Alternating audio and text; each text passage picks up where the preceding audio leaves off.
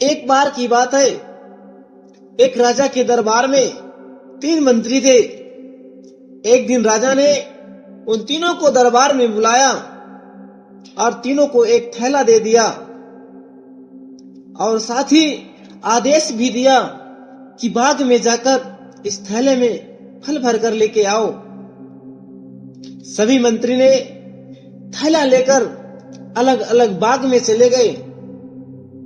पहले मंत्री ने सोचा कि मुझे समय बर्बाद नहीं करना चाहिए, राजा तो फल खाएगा नहीं, इसलिए उसने घास फूस को थैले में भर लिया ताकि थैला भरा हुआ लगे। दूसरे मंत्री ने सोचा कि राजा तो फल खाएगा नहीं, इसलिए उसने अच्छे बुरे फल थैले में भर लिए थे।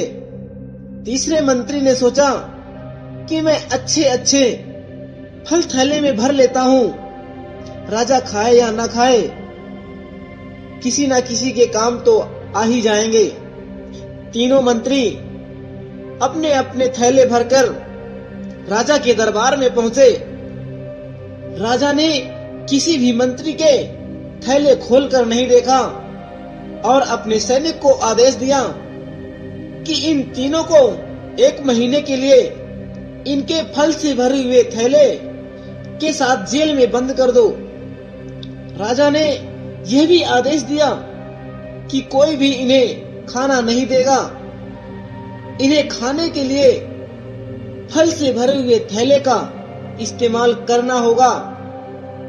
पहले मंत्री ने अपने थैले में घास फूस भर रखी थी, इसलिए वो कुछ दिनों के बाद भूख के कारण मर गया। दूसरे मंत्री के थैले में कुछ अच्छे कुछ खराब फल थे, जिन्हें खाकर वो बीमार पड़ गया। तीसरे मंत्री के थैले में चुने हुए अच्छे फल थे, जिन्हें खाकर उसने आराम से 1 महीना बिता दिया।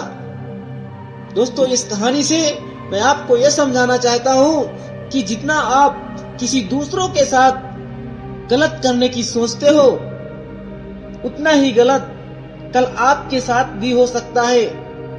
ये जिंदगी कब आपको कौन सा दिन दिखा दे, ये नहीं कहा जा सकता।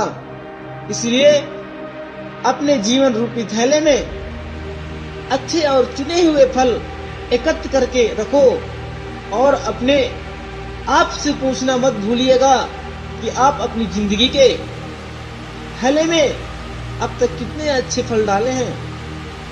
दोस्तों, ये कहानी यही समाप्त होती है और कहते नहीं है कि आप किसी के साथ गलत मत करना, नहीं तो एक ना एक दिन आपके साथ वो टाइम वो घड़ी आ सकती है। तो दोस्तों, कहानी आपको पसंद आई हो तो एक लाइक कर देना। थैंक यू दोस्तों।